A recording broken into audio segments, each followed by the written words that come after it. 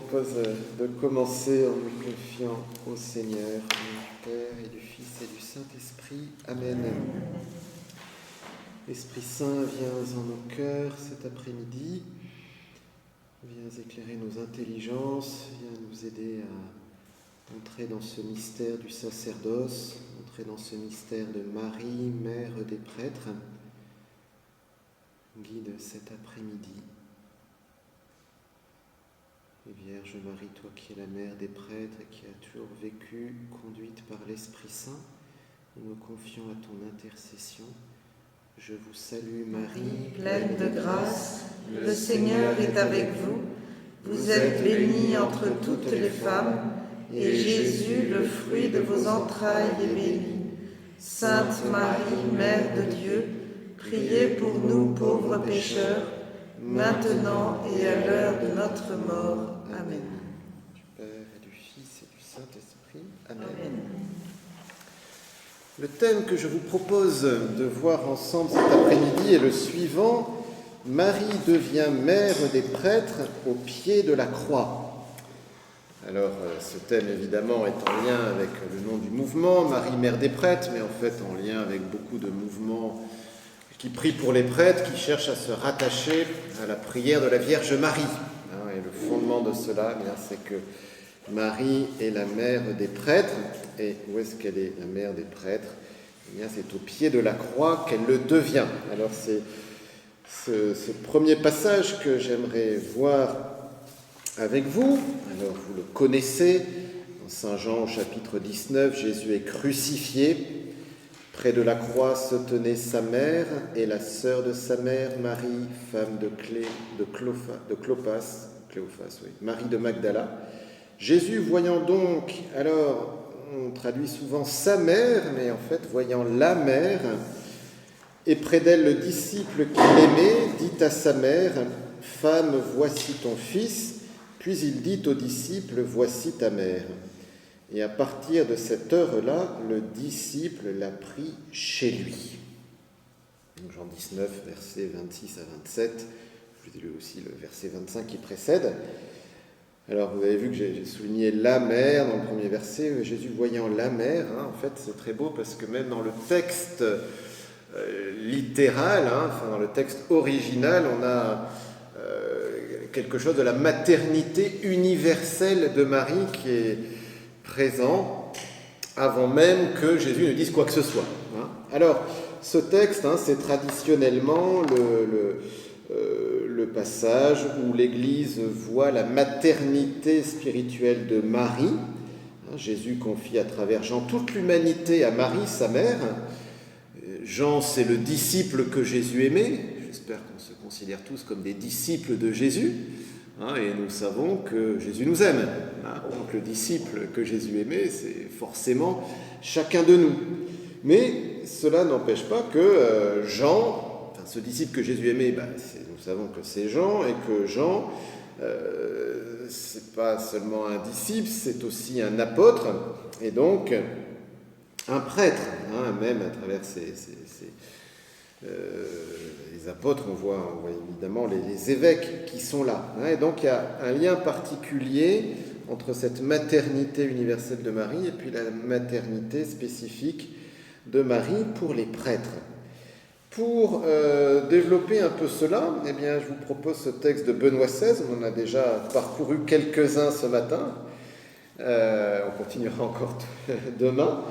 Mais voilà ce que dit Benoît XVI au cours de l'audience du 12 août 2009. Nous étions dans l'année sacerdotale. Avant de mourir, Jésus voit sa mère au pied de la croix. Et il voit le Fils bien-aimé. Et ce Fils bien-aimé est certainement une personne, un individu très important. Mais il est davantage.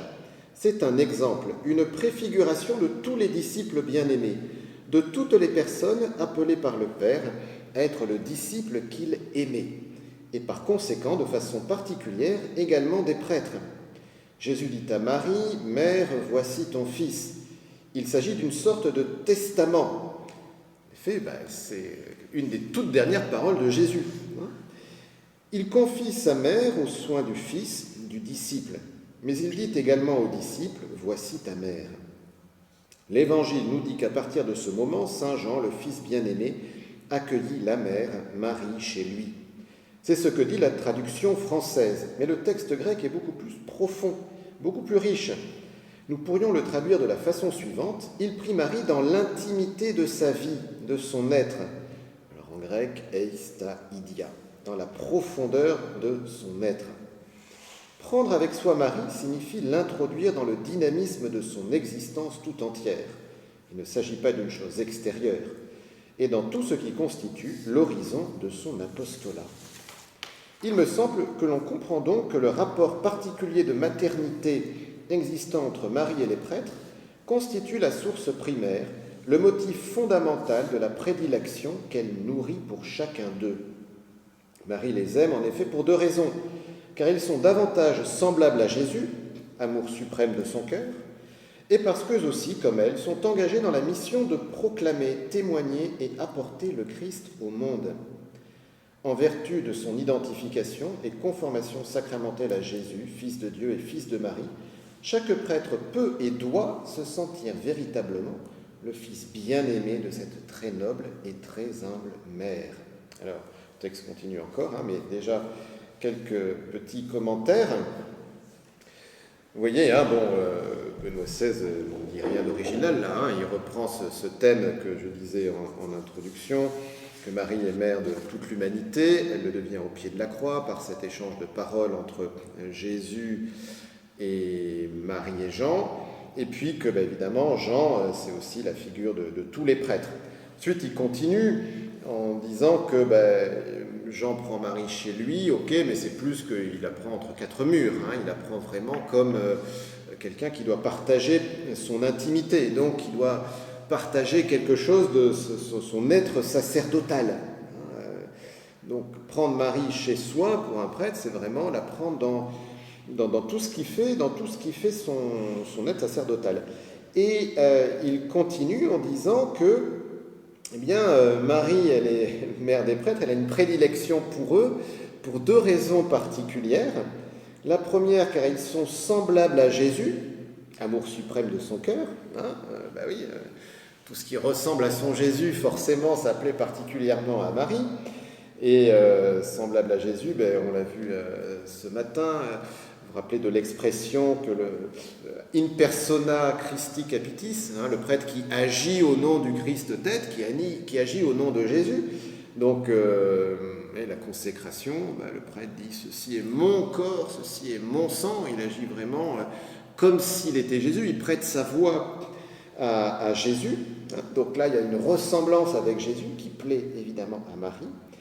Et puis, la deuxième chose, c'est cette dimension d'apostolat. Qu'est-ce que fait Jésus ? Il parle de l'amour du Père, et donc toute personne qui parle de l'amour du Père, forcément plaît à Marie. Ils sont engagés, comme elle, dans la mission de proclamer, témoigner et apporter le Christ au monde. Vous voyez comment le pape Benoît XVI développe cette intimité entre Marie et les prêtres. Et puis, il continue. Le Concile Vatican II invite les prêtres à voir en Marie le modèle parfait de leur existence, en l'invoquant comme mère du grand prêtre éternel, reine des apôtres, soutien des prêtres dans leur ministère. Et elle a droit, poursuit le Concile, à la dévotion filiale des prêtres, à leur vénération et à leur amour. Là, il cite ce texte du Concile Vatican II, Presbyterorum Ordinis. Le Saint curé d'Ars, vers lequel notre pensée se tourne de façon particulière en cette année, aimait répéter: Jésus-Christ, après nous avoir donné tout ce qu'il pouvait nous donner, veut encore faire de nous les héritiers de ce qu'il a de plus précieux, c'est-à-dire sa Sainte Mère. Cela vaut pour tout chrétien, pour nous tous, mais en particulier pour les prêtres. Chers frères et sœurs, prions afin que Marie rende tous les prêtres, face à tous les problèmes du monde d'aujourd'hui, conformes à l'image de son Fils Jésus, dispensateur du trésor inestimable de son amour de bon pasteur. Marie, mère des prêtres, prie pour nous. Vous voyez, le titre est pleinement assumé par le pape Benoît XVI. Voilà, donc là, il s'appuie même sur le Concile Vatican II pour dire que le fait de considérer Marie, mère des prêtres, de voir en Marie le modèle parfait de l'existence des prêtres, c'est pas quelque chose de pieux, de quelques personnes nostalgiques d'un certain passé, mais c'est le Concile Vatican II, quoi, hein, qui dit cela, hein, et que vraiment, il y a ce devoir pour les prêtres de prendre Marie chez eux et de vraiment vivre leur sacerdoce en lien avec la Vierge Marie. Hein. Voilà, je crois que pour nous, c'est vraiment une invitation à confier nos prêtres à la Vierge Marie. Un point suivant, à la croix, Marie est comme un prêtre à l'autel. Là, l'idée, c'est de poursuivre un peu ce lien qu'il y a entre Marie et le sacerdoce. Ce n'est pas pour rien qu'on se tourne un peu particulièrement vers Marie pour prier pour les prêtres. Et même le titre de la revue, « Avec Marie, prier pour les prêtres », cette dimension mariale qui est très présente. À la croix, Marie est comme un prêtre à l'autel. Alors, cette expression peut paraître étonnante. En fait, c'est une citation de Thérèse de Lisieux, dans sa poésie 54. J'ai mis le paragraphe concerné. La poésie 54 de Thérèse, c'est sa plus longue poésie. C'est sa dernière poésie même. Et c'est une poésie où elle prend toute la vie de la Vierge Marie à partir des évangiles. Elle dit, la Vierge Marie, on la présente admirable, il faudrait la montrer imitable. Et on invente des tas de choses sur elle.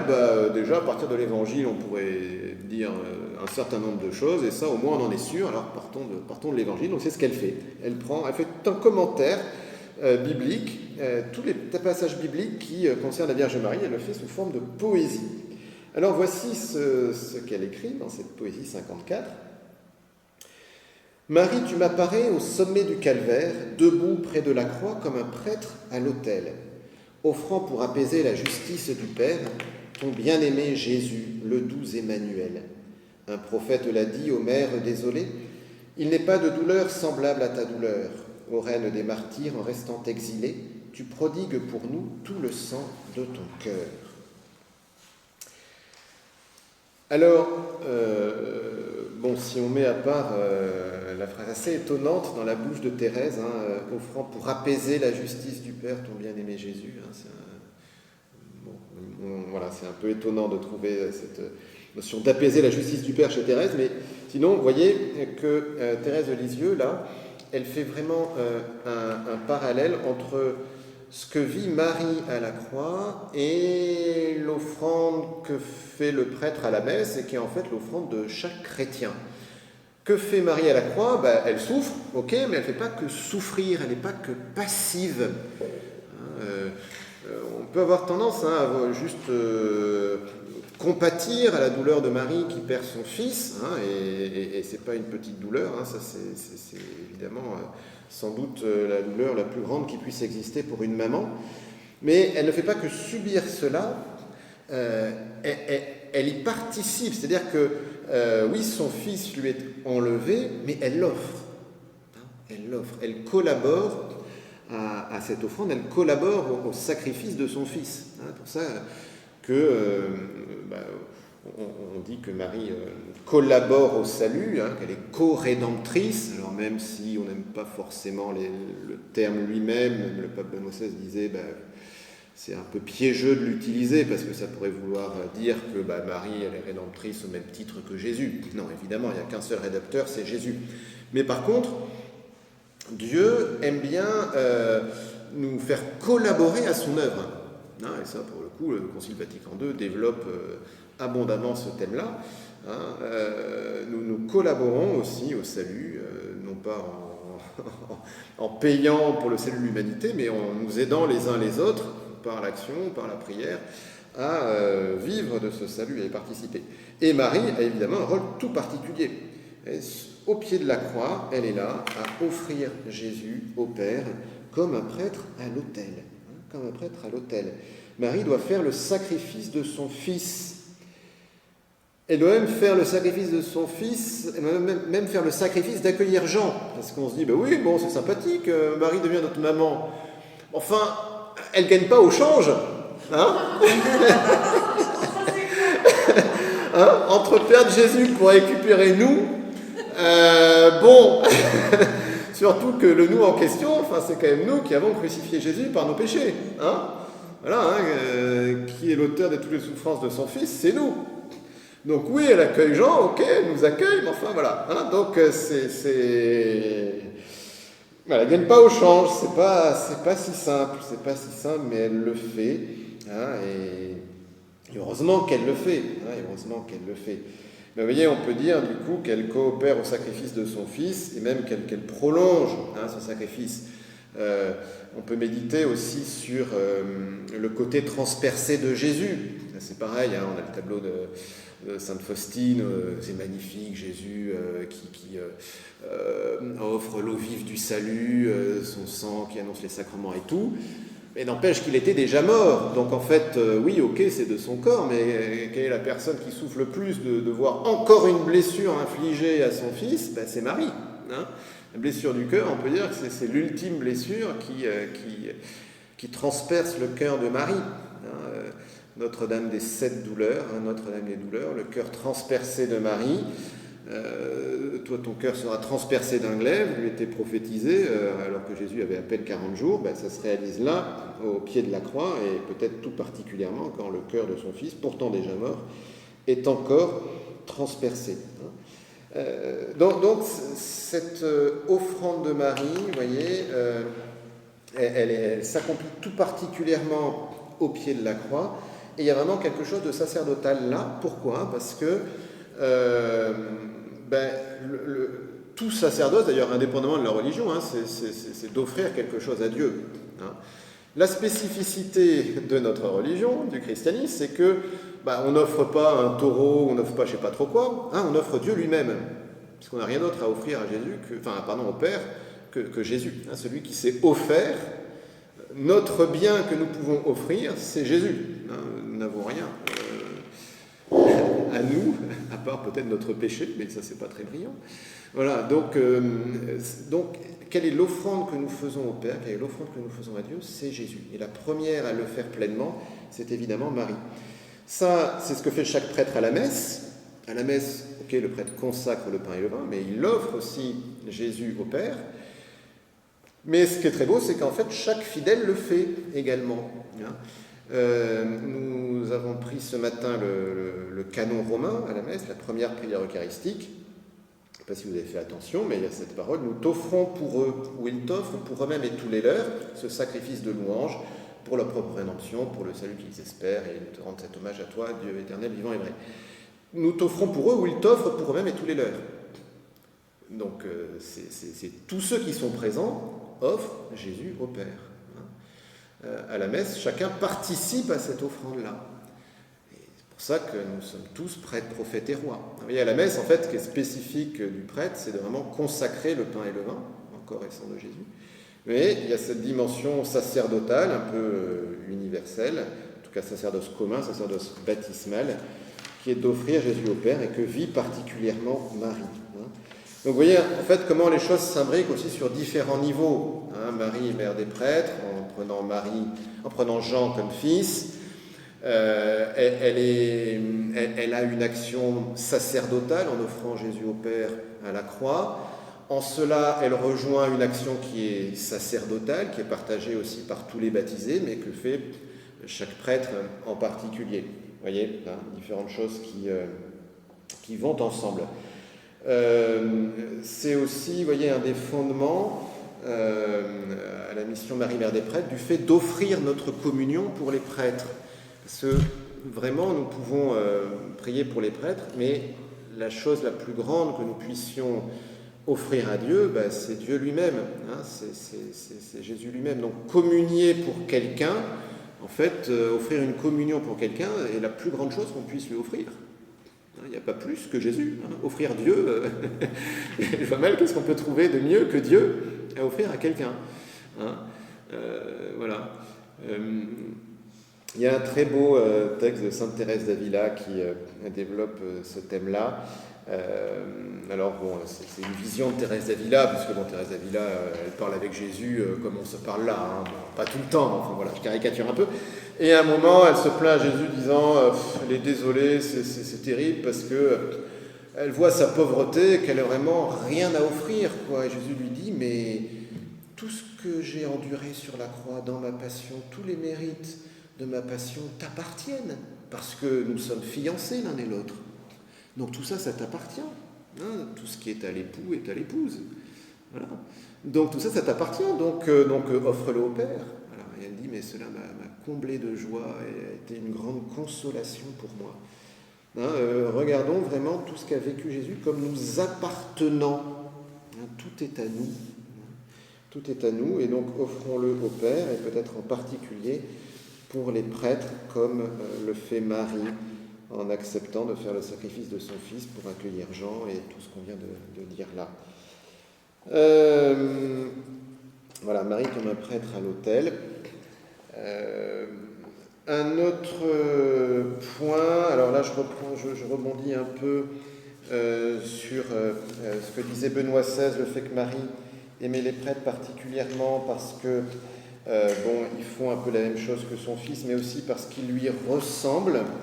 Là, c'est ce texte de Saint Jean d'Avila qui a été déclaré docteur de l'Église précisément par Benoît XVI, comme modèle pour tous les prêtres, hein, et c'était à la clôture de l'année sacerdotale.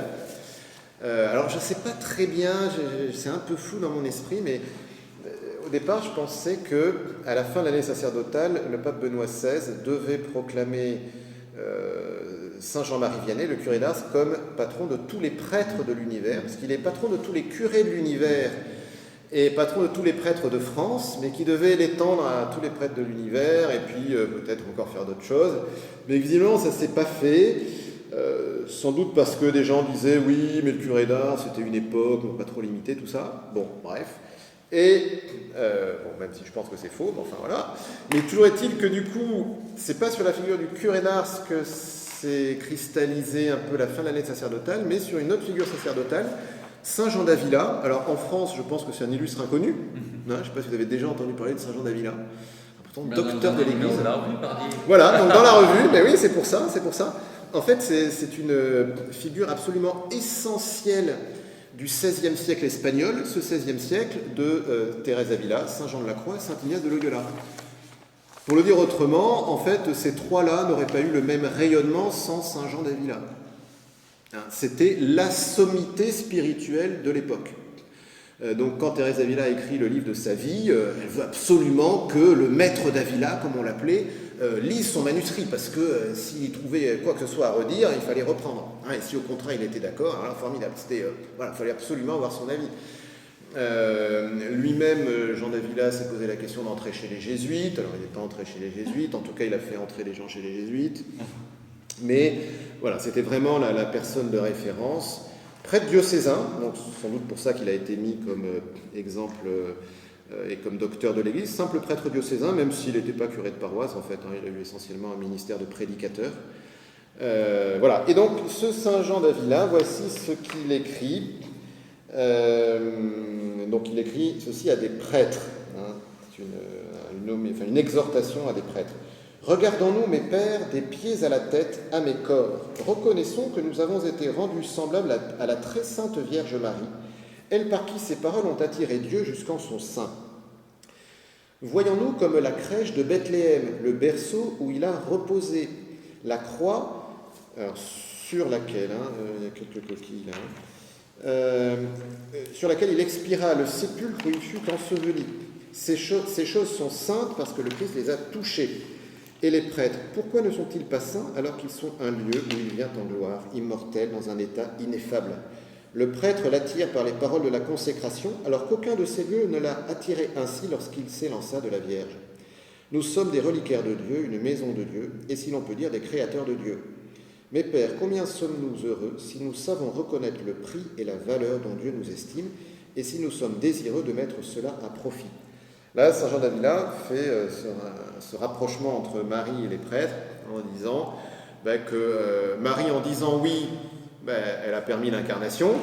Le prêtre, en disant les paroles de la consécration, il permet à Jésus de venir. Vous voyez, il y a comme un parallèle entre l'incarnation, l'annonciation et puis chaque messe, par les mots du prêtre, en parallèle avec le oui de la Vierge Marie. Ça c'est un thème qui a été développé. Par exemple, Thérèse de Lisieux, elle parle des linges d'autel comme les langes du petit Jésus. surtout que dans la messe de Saint-Pie V, l'hostie était posée directement sur le corporal. Là maintenant c'est toujours sur la patène, c'est jamais directement dessus, mais c'est carrément posé dessus, quoi, hein, comme si l'enfant Jésus était sur les langes, voilà, dans un petit lit ou dans son berceau.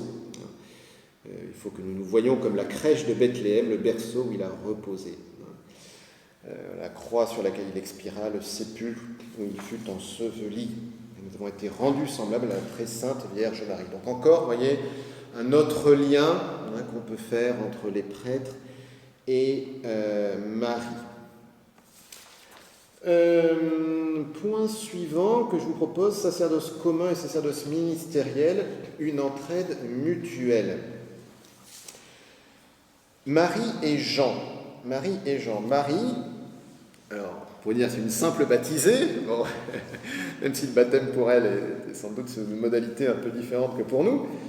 Et Jean, sacerdoce ministériel, vous voyez, hein. Donc rien que dans cette relation entre les deux, on a quelque chose de cette articulation entre le sacerdoce de tous les baptisés, hein, et le sacerdoce spécifique des prêtres. On peut dire qu'il y a une consolation mutuelle entre les deux. Hein. Jean va être une consolation pour elle, parce que même si effectivement, je vous disais, oui, elle ne gagne pas au change, il reste quand même qu'elle ne se retrouve pas seule le vendredi saint, le samedi saint, et puis les jours qui suivent. Voilà, elle a au moins deux bras qui peuvent s'occuper d'elle dans ces heures terribles. Hein, dans ces heures terribles. Voilà, donc il y a cet aspect de consolation de Jean vis-à-vis de Marie. Et puis, je pense qu'on peut dire aussi que Marie va aider Jean à consentir à la croix et à rester fidèle dans la foi. Nous aimons bien prier la Vierge Marie le samedi. Pourquoi ? Parce que le samedi saint, on croit que c'est sans doute la seule à être restée ferme dans la foi en la résurrection de Jésus. Les apôtres, ils avaient fui, ils avaient renié, ils s'étaient cachés. Dans quel état ils étaient le le vendredi soir et puis le samedi, sans doute dans un état pas très brillant. Hein. Alors que Marie, elle, forcément, même si ça devait être extrêmement douloureux, elle est restée fidèle à la foi et à cette foi que Jésus allait ressusciter. Donc vous voyez comment, depuis le début, en fait, il y a ce soutien mutuel entre prêtres et fidèles, hein, à travers ces deux figures emblématiques que sont Jean et Marie. Voilà. Hein. Alors, à travers Jean et Marie, on peut voir aussi deux dimensions de l'Église, qu'on peut appeler la dimension pétrinienne, donc la dimension de Saint-Pierre, la dimension hiérarchique, donc le sacerdoce, hein, voilà, et puis la dimension mariale, baptismale, hein, les deux étant inséparables. Tout baptisé a besoin des sacrements, hein, de l'enseignement, d'être guidé, hein, ça c'est les trois fonctions des prêtres, d'enseigner, sanctifier, gouverner, hein, c'est abondamment développé dans le Concile Vatican II. Mais il ne faut pas oublier que s'il y a bien cette hiérarchie-là, ce n'est pas une hiérarchie de sainteté, c'est une hiérarchie de service. Parce que la véritable hiérarchie, celle qui sera au ciel, celle de sainteté. Et là, la première place, on sait qu'elle est déjà occupée par Marie. Hein, vous voyez ? Voilà, hein, on n'a pas mieux. Hein. En tout cas, on voit bien comment ces deux sacerdoces sont ordonnés l'un à l'autre. Hein, ce service et cette entraide mutuelle.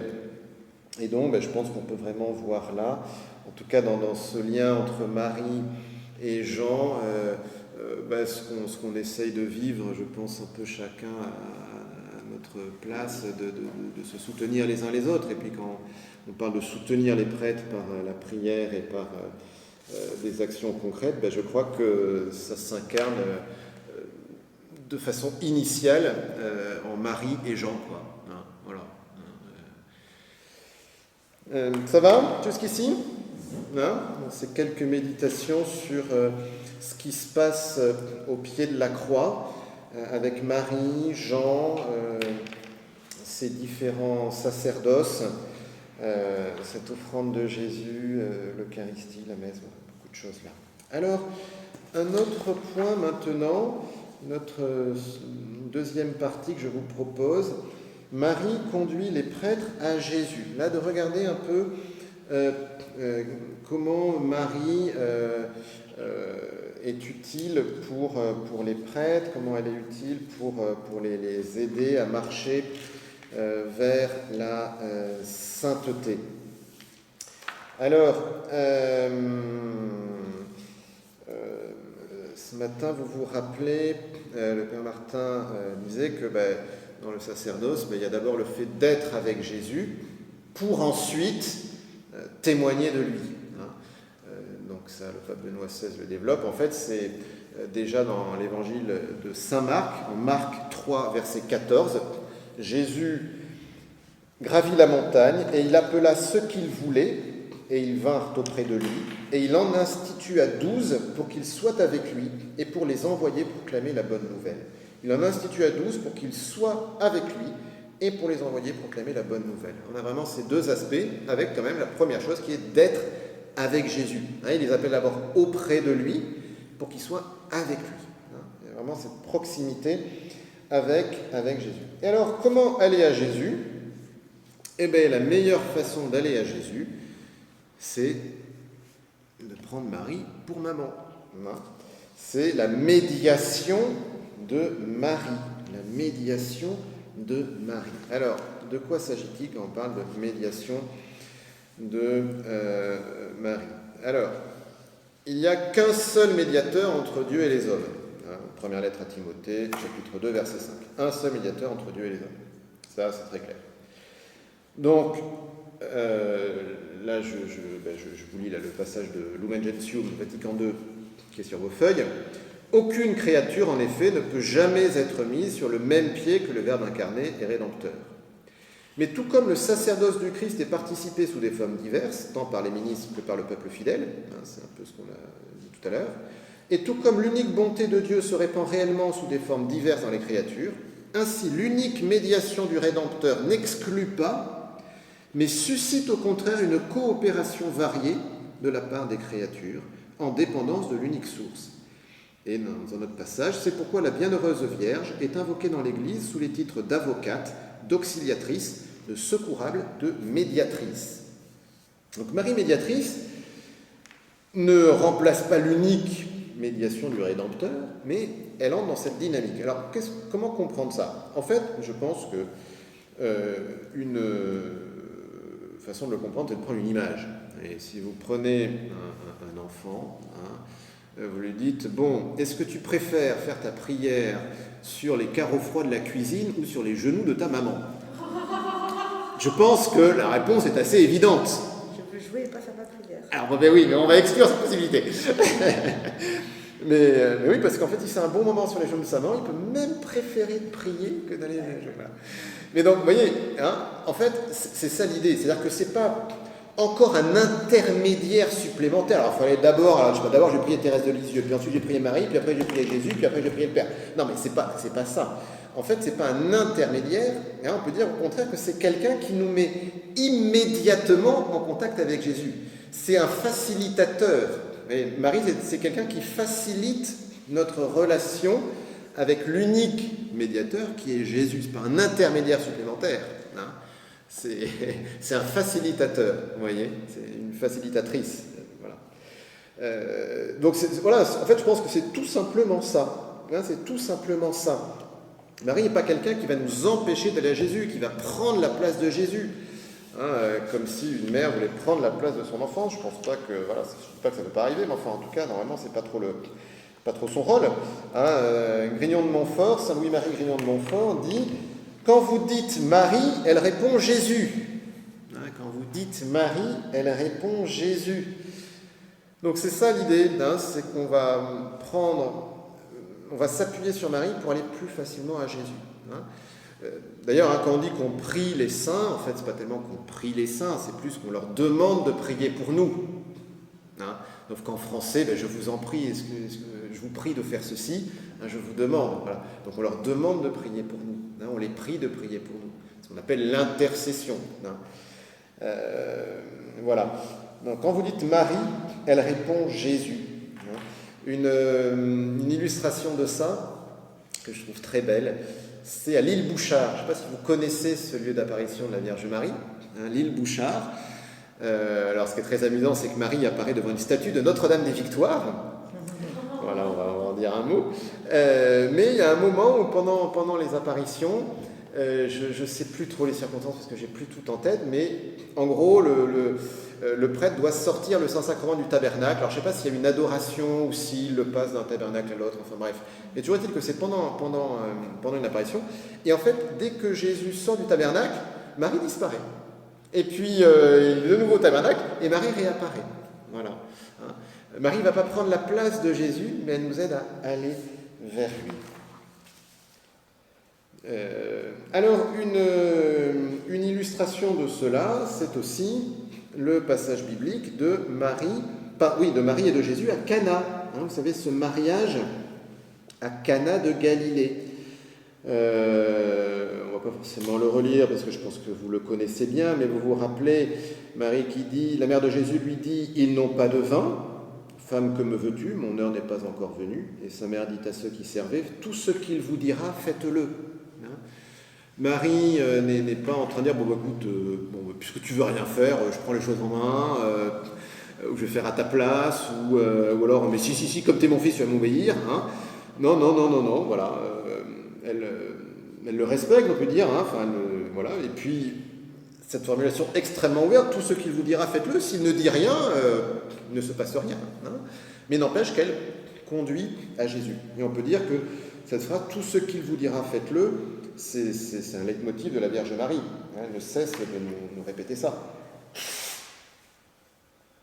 Et donc de prendre Marie pour mère, pour les prêtres, c'est pour leur faciliter leur vie sacerdotale, leur identification à Jésus. Hein, celle qui est la plus à même d'aider les prêtres à ressembler à Jésus et à vivre leur sacerdoce à l'image du seul grand prêtre qui est Jésus, eh bien, c'est de s'appuyer sur Marie, hein, de se mettre sur les genoux de Marie. Et voilà, et on a cette intercession de Marie pour les prêtres. Là, voilà.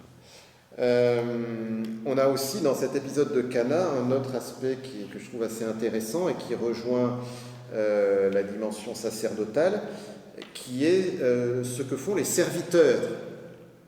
Hein, je ne sais pas si vous avez réalisé que quand on parle de ministère, un prêtre, quel est le ministère d'un prêtre? Ministrare en latin, ça veut dire servir. Hein. Il y a un premier ministre, c'est un premier serviteur. Hein. Bon, voilà. Oui, mais, et donc là, on peut regarder les serviteurs. Que font les serviteurs à Cana? Que font les ministres à Cana? Moi, ça m'a toujours impressionné parce que,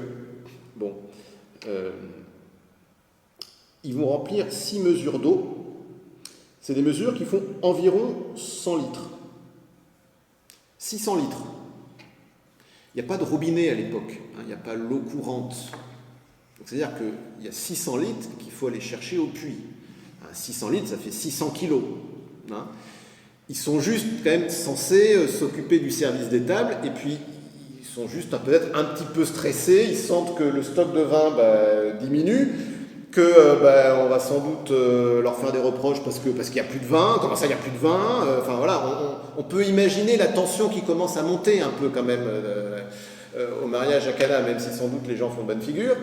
Donc les serviteurs, ils ont un peu autre chose qu'aller juste remplir des cuves qui servent à se laver, mais avant le repas. Enfin, là, on est quand même pendant le repas. Enfin, je veux dire, c'est vraiment le truc qui sert à rien, hein, quand même. Hein, concrètement, s'il y a bien un moment où il ne faut pas le faire, c'est ce moment-là. Enfin, je veux dire.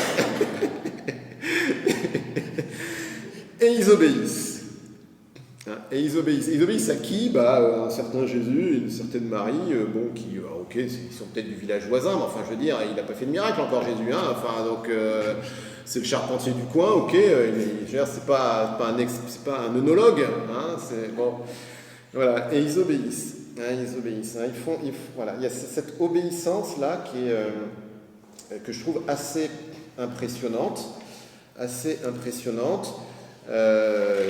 qui je pense, n'est pas sans lien avec le fiat de Marie, hein, parce que quand Marie dit oui à l'Annonciation, oui, c'est très bien, elle va devenir maman, mais enfin, elle sait aussi qu'elle est quand même mariée à Joseph, qu'il peut imaginer des choses, et qu'elle ne sait pas du tout ce qui va la suite. Hein. Voilà, hein. Donc il y a ce oui, il y a cette obéissance, c'est quelque chose qui est inconnu, il y a une grande confiance, et je pense que ce sont autant de choses que les prêtres sont appelés à vivre. Hein, que les prêtres sont appelés à vivre. Voilà. Et tout ça se fait par l'intercession de Marie, par la médiation de Marie, qui ne prend pas la place de Jésus, mais qui facilite les choses. Hein. Et pareil, hein, quand on dit au maître du repas d'aller puiser de l'eau, enfin comment c'est formulé, maintenant puisez et portez-en au maître du repas. Il porte de l'eau au maître du repas, hein, pour le moment. Hein. Voilà, hein, donc il porte de l'eau et il va servir du vin. Mais il faut quand même faire un acte de foi qui est assez important. Et de même que le prêtre est censé faire un acte de foi fort au moment de la consécration. Hein, parce que il prend du pain et il dit ceci est le corps de Jésus, enfin, ceci est mon corps même. Vous voyez, c'est un peu comme s'il dit non, mais c'est pas de l'eau là, c'est du vin. Vous voyez, je vous sers du vin là. Je vous sers le corps et le sang de Jésus. Acte de foi. Hein. Je ne sais pas si pour vous l'acte de foi en la présence réelle est toujours facile, mais en tout cas, dites-vous que pour les prêtres, c'est pas plus facile, c'est peut-être même souvent plus difficile. C'est même souvent beaucoup plus difficile, parce que quand on est dans l'assemblée, surtout s'il y a un nuage d'encens, si on est à genoux, puis c'est le prêtre, machin, donc il a dit les paroles de la consécration, c'est Jésus qui est là. Enfin, nous, vous savez, on dit les paroles de la consécration, mais on peut avoir des tas de soucis, on peut avoir mal dormi, on peut machin, et on dit ceci est mon corps, et puis j'ai déjà consacré le pain, on peut être totalement perdu en fait. Hein. Voilà. Donc il y a cet acte de foi là, et Marie, je pense, peut nous aider. Et en tout cas, pour nous qui prions pour les prêtres, on peut lui demander d'aider les prêtres à faire cet acte de foi semblable à l'acte de foi des serviteurs et au maître du repas à Cana. Oui, hein, et ça rejoint aussi le fait d'être serviteur inutile, hein, en Luc 17,10, hein, quand vous aurez exécuté tout ce qui vous a été ordonné, dites, nous sommes des serviteurs inutiles, nous n'avons fait que notre devoir. Un autre point encore que je voulais dire sur la médiation de Marie avant de passer au point suivant. Cette idée de la médiation de Marie, hein, et de l'intercession de Marie, c'est pas une invention du Moyen-Âge ou je ne sais pas trop quoi, c'est vraiment depuis les origines de l'Église. Je ne sais pas si vous connaissez cette prière à la Vierge Marie, Subtum Praesidium, sous ta miséricorde nous nous réfugions, Sainte Mère de Dieu. C'est la plus ancienne, à ma connaissance, prière à la Vierge Marie que l'on connaisse. Et les manuscrits qu'on a datent de la fin des années 200. Donc ça veut dire que dans les années 200, on priait déjà cette prière, et peut-être même avant, vous voyez. Hein. Donc ce qui fait qu'on est là dans des générations qui ont quasiment connu les apôtres, enfin on est vraiment dans les tout débuts. Hein. Donc ça veut dire vraiment que depuis les origines, en fait, on s'adresse à la Vierge Marie de façon très spontanée. Hein. Sous ta miséricorde, nous nous réfugions, ô Mère de Dieu, ne méprise pas nos supplications dans le besoin, mais du danger libère-nous, seul pur, seul béni. Ah oui, même seul pur, on a déjà en fait quelque chose de l'Immaculée Conception. Donc cette médiation de Marie. Alors, dans les quelques minutes qui nous restent, un petit point, Marie apprend au prêtre à prier. Je vais être assez rapide là-dessus pour développer encore un point qui n'est pas sur vos feuilles, mais qui me paraît important. Alors Marie apprend au prêtre à prier. Ben oui, on prie pour les prêtres, on prie Marie pour les prêtres, mais Marie est aussi un modèle de prière pour les prêtres. Le passage clé pour ça, c'est la préparation à la Pentecôte. Nous sommes dans le temps pascal, on marche à grands pas vers la Pentecôte et vers cette neuvaine qui prépare la Pentecôte. Pourquoi on a des neuvaines ? Parce que la première neuvaine de l'histoire, c'est celle qui sépare l'ascension de la Pentecôte, 10 jours, mais donc si on enlève l'ascension, il y a 9 jours, voilà. Et c'est 9 jours où, de façon intense, on a prié pour demander l'Esprit Saint. Et c'est le passage que je vous ai mis en acte 1, verset 12-14. Ils retournèrent à Jérusalem depuis le lieu dit Mont des Oliviers, qui en est proche, La distance de marche ne dépasse pas ce qui est permis le jour du sabbat. À leur arrivée, ils montèrent dans la chambre haute où ils se tenaient habituellement. C'était Pierre, Jean, Jacques et André, Philippe et Thomas, Barthélemy et Matthieu, Jacques fils d'Alphée, Simon le Zélote et Jude fils de Jacques. Tous, d'un même cœur, étaient assidus à la prière avec des femmes, avec Marie, la mère de Jésus, et avec ses frères. Voilà. Donc comment Marie, alors sûr que là on ne dit pas que Marie a un rôle particulier, mais n'empêche que elle est quand même la mère de celui que l'on commence à reconnaître comme fils de Dieu, Messie et ressuscité. Enfin, voilà. Là ils ont compris maintenant les apôtres en acte 1. Donc Marie qui est là pour les aider à prier. Ils prient avec Marie, et sans doute que Marie les enseigne à demander cet Esprit Saint, puisque elle le connaît, l'Esprit Saint. Voilà, elle le connaît bien.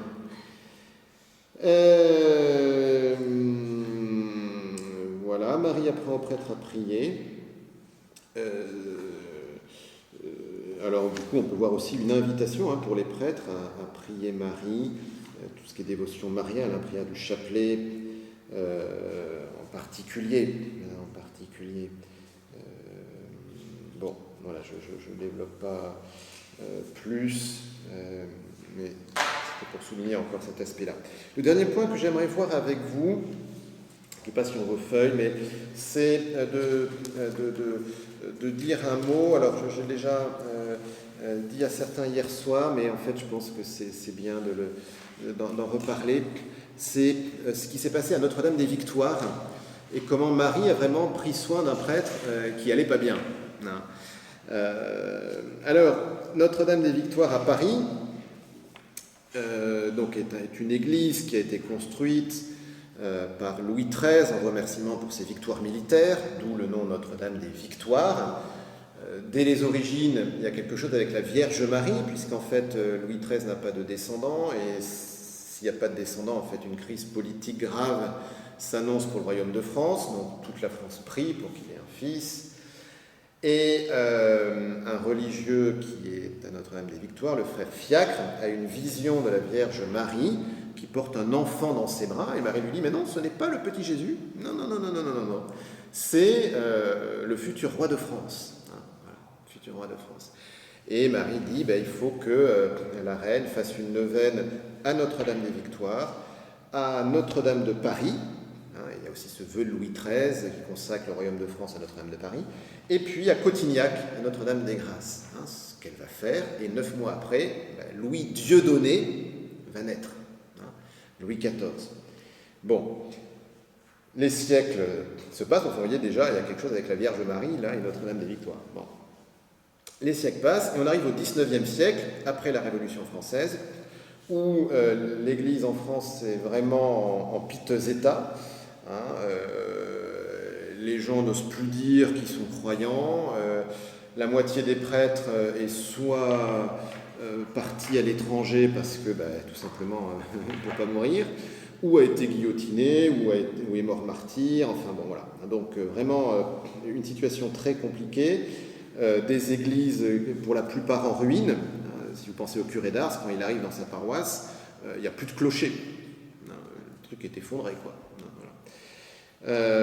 Et donc, on arrive là au début du 19e, et le curé de l'époque à Notre-Dame des Victoires, c'est un certain Charles-Éléonore Dufriche Desgenettes. Le père Desgenettes, qui est nommé en 1832 à Notre-Dame des Victoires, il a 30 paroissiens. 30 paroissiens, donc ça correspond à peu près à 1% de pratique par rapport à la taille du territoire paroissial. Donc ce qui est en gros les pourcentages d'aujourd'hui en France, quoi. Voilà. Donc c'est pas plus brillant, mais il faut voir que quelques années avant, juste avant la Révolution française, 75% des Français allaient à la messe tous les dimanches. Donc on est passé de 75% à 1%. Voilà. Bon, donc voilà, dramatique. Et lui, il essaye de faire tout ce qu'il peut pour relancer sa paroisse. Il rencontre tous les paroissiens qu'il peut, il essaye d'aller chez eux, il va faire du porte-à-porte, il fait tout ce qu'il peut, mais en fait, même les paroissiens qui vont à la messe le dimanche n'osent pas dire qu'ils sont cathos. il se cache pour aller à l'église. Même l'église, en fait, est devenue un repère de prostitution. Enfin, il est obligé de faire venir la police et tout, parce que, en fait, voilà, il y a tellement personne qui vient que c'est... voilà. Donc c'est vraiment, vraiment catastrophique. Pendant 4 ans, il se donne à fond et ça ne donne rien. Hein. C'est-à-dire qu'il a autant de paroissiens au bout de 4 ans que quand il est arrivé. Et là, en fait, il déprime et il se dit, mais je suis pas un bon prêtre. Je suis pas un bon prêtre, je ne suis pas fait pour être curé, je ne suis pas fait pour être prêtre. Et donc, il écrit à l'archevêque de Paris en disant que il remet sa charge de curé. Quoi. Hein, il vaut mieux qu'il arrête plutôt que de servir à rien. Et c'est dans cet état de désolation intérieure assez complète qu'il célèbre la messe un certain 3 décembre 1836, fête de Saint François Xavier, et là il entend dans son cœur « Consacre ta paroisse au très saint et immaculé cœur de la Vierge Marie ». Une première fois. Puis une deuxième fois, je crois que c'était pendant l'offertoire, deuxième fois pendant le Sanctus, « Consacre ta paroisse au très saint et immaculé cœur de la Vierge Marie ». En disant « Mais qu'est-ce qui m'arrive ? Qu'est-ce qui m'arrive ?» Puis une troisième fois à la sacristie, il revient à la sacristie pour son action de grâce, « Consacre ta paroisse au très saint et immaculé cœur de la Vierge Marie ». Alors le gars, c'est pas du tout un mystique.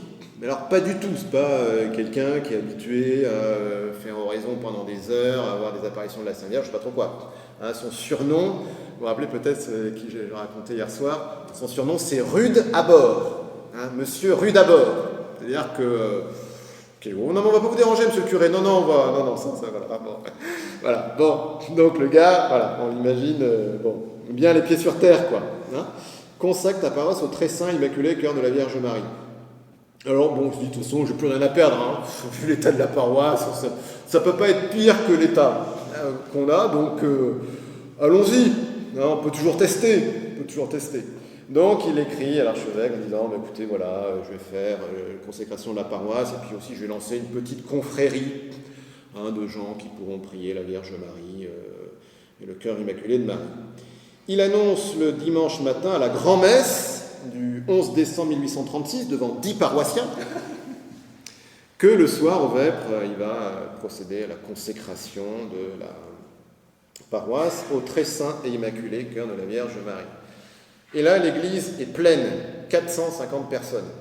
Comment on passe de 10 paroissiens qui n'osent pas dire qu'ils sont cathos, même à leurs voisins de palier, et qui le dimanche matin se cachent pour que personne ne les voie aller à la messe, à 450 personnes le soir.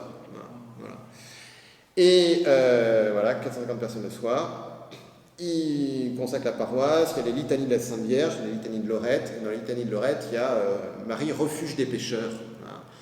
Et là, en fait, les gens qui sont présents spontanément se mettent à genoux à ce moment-là. Et on répète 3 fois l'invocation Marie, refuge des pécheurs, prie pour nous. Hein. Refugium peccatorum, ora pro nobis. Voilà. Il y a quelque chose qui se passe là, vraiment, il y a vraiment quelque chose qui se passe. Et en fait, alors on invoquait déjà Marie, refuge des pécheurs à Notre-Dame des Victoires depuis, en fait, déjà le frère Fiacre. Hein, mais bon, voilà. Donc là, il y a quelque chose qui se passe.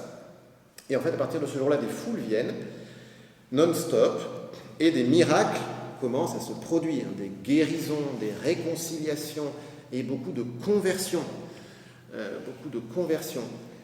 Et donc, alors je n'ai pas le temps de tout développer, mais voilà, du coup, il y a des foules qui viennent, et cette confrérie va même devenir une archi-confrérie mondiale, parce que le père des Jeunettes, en fait, l'évêque qui avait dit oui, en fait, finalement, il trouve que c'est un peu bizarre ce truc-là, donc il ne le soutient pas tant que ça. Les prêtres de Paris, c'est quoi ces bondieuseries au cœur immaculé de Marie? Non mais attendez, on est au 19e siècle, on est moderne quand même, c'est fini ces bondieuseries-là. Voilà, donc il dit, moi je m'en fiche, je vais demander au pape. Voilà, et le pape, alors bon, c'est pas lui directement, c'est une dame, enfin bref, qui entend parler du truc, enfin bref. Et le pape dit, non mais non seulement j'approuve les statuts, mais j'ai réussi en archi-confrérie mondiale avec des indulgences, des machins, des patatis, des patatas. Et c'est un rayonnement en fait mondial. Pourquoi? Alors, réellement, déjà national, on pense qu'à peu près toutes les paroisses de France se sont affiliées à l'archiconfrérie de Notre-Dame des Victoires. Vous allez à Ars, vous verrez un énorme chœur que le curé d'Ars a fait installer, donc qui est en lien avec Notre-Dame des Victoires, et puis il a consacré la paroisse d'Ars, mais en fait il n'est pas du tout le seul, hein, tout le monde se consacrait à Notre-Dame des Victoires, des congrégations sont consacrées à Notre-Dame des Victoires, donc en France et puis dans le monde, parce qu'en fait au 19e, un missionnaire sur deux était français. Donc vous avez même des cathédrales, alors je ne sais plus dans quel pays d'Afrique, Notre-Dame des Victoires, des diocèses un peu partout qui sont consacrés à Notre-Dame des Victoires. Voilà. En fait, il faut bien voir qu'au XIXe siècle, en 1836, c'est un peu le désert spirituel. C'est-à-dire que il y a un petit curé qui commence à être un peu connu là du côté d'Ars, mais encore, je ne suis pas sûr que ce soit déjà l'apogée, je ne sais pas, je ne sais plus exactement. Il y a la médaille miraculeuse qui commence à se diffuser, parce que c'est 1830, mais personne ne sait qu'il y a des apparitions à la rue du Bac, en fait. Parce que Catherine Labouré, c'est une simple novice, donc c'est tout à fait discret. Elle en parle à son confesseur qui a fait frapper la médaille, mais personne ne sait qu'il y a des apparitions là. Et donc en fait, c'est le premier lieu où il y a un vrai renouveau spirituel en France.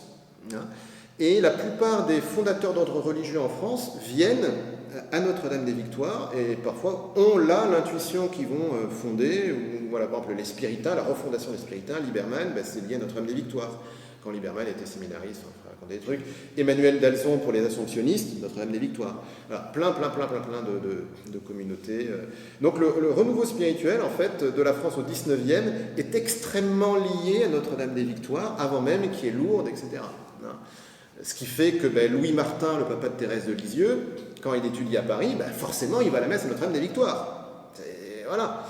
Et quand sa petite fille Thérèse est malade, c'est à Notre-Dame des Victoires qui demande une messe, une neuvaine de messe, et de fait ça marche.